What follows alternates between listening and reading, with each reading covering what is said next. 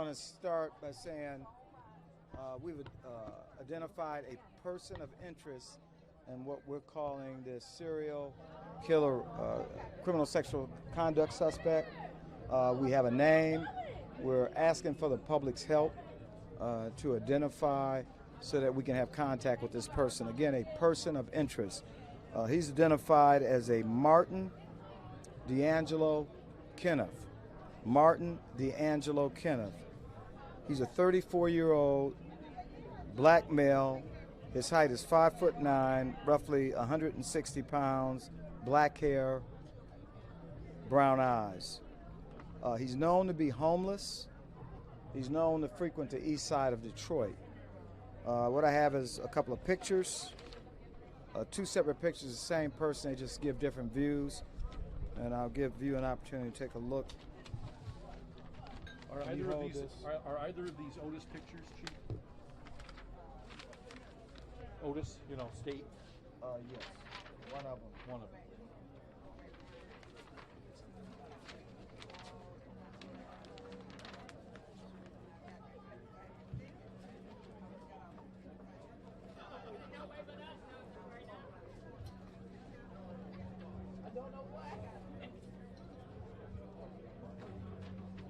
Again, he's known to frequent the east side of Detroit.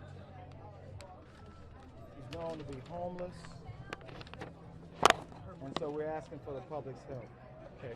Chief, can you talk, and we'll get the pictures again in a second. Can you talk a little bit about what led you to him, how you decided that this was the guy, and do we think he is the guy, or is he just the person of interest? He is a person of interest.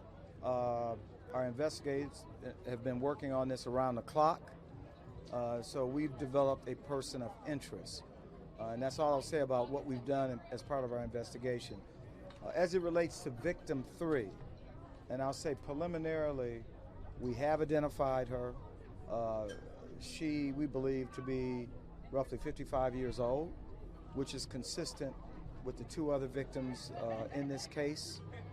And so we're in the process of talking to the family to see if we can get a positive ID. But right now, preliminarily, that victim, African-American female, as I put out earlier, she's 5 foot, roughly 100 pounds, but we've determined she's probably 55 years of age. Do we know how they came together, how they might have met, or is there a... As I indicated before, when the body was discovered, there may have been 3 or 4 days. She's deceased, and so we have no witnesses. But we are assertively investigating, and we're hoping that the public will help us identify this person of interest so that we can have contact with him. Is there anything that you were able to glean from the searches that you were doing today in the vacant homes? Not as of yet. Certainly, Deputy Chief Beddison, who stands with me, who is leading the charge with our neighborhood police officers, a number of searches of residents have been conducted, and we're going to continue that effort. We're not going to stop.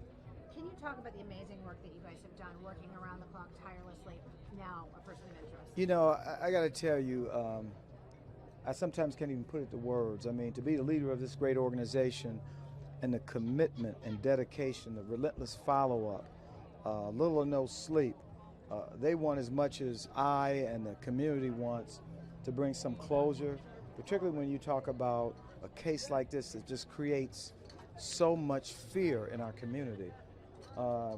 So this suspect, as I said earlier, the suspect involved in this case will be identified and arrested.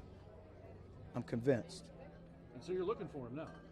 As we speak, we're on the ground, and the resources that we use, especially on these types of cases, they are some of the best of the best. When you look back at some of our most recent high-profile cases, this was the same team that was deployed. They leave no rock unturned. They're good at what they do. And he is homeless, and you have well, what I'm told, he tends to hang out? Well, we know he frequents the east side of Detroit. Doesn't mean he can't go to the west side. But we believe there's individuals in the neighborhoods that he may have frequented that will help us identify this person of interest. Do you think she's also a sex worker? Based on, I haven't talked to the family. Based on the similarities of the crimes, we think all of the victims were involved in the sex trade. And again, we haven't had a conversation. One thing I've said earlier, and I'll just say it again, you know, many times when you talk about individuals who are sex workers, in many cases they're invisible. They're not connected with families. Some are illegal narcotic users. They're disconnected from families. So if they go missing, generally there'll be no report of a missing person. And so that's what makes cases like this very challenging. And then you're talking about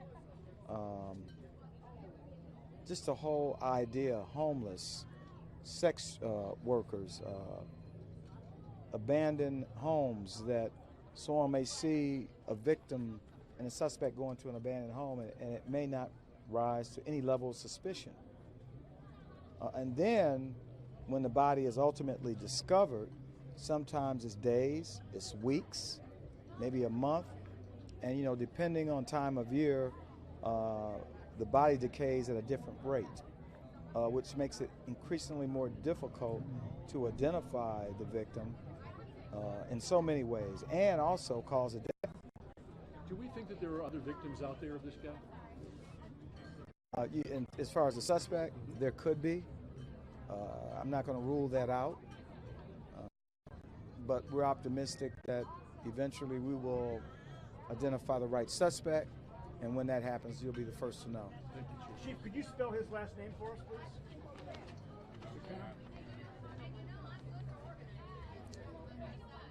You know, actually, I gave it the name to you wrong. His last name is Martin. The way it was written here was, so first name Martin,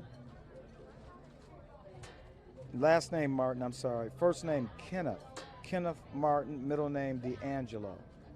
Middle name D'Angelo, last name Martin, first name Kenneth. Kenneth D'Angelo Martin. And D'Angelo is spelled D-E-A-N-G-E-L-O. 34 years, African American male. D'Angelo Martin. Kenneth Martin. And his age again was what, 34? Age was 34, 5'9", 160, black brown.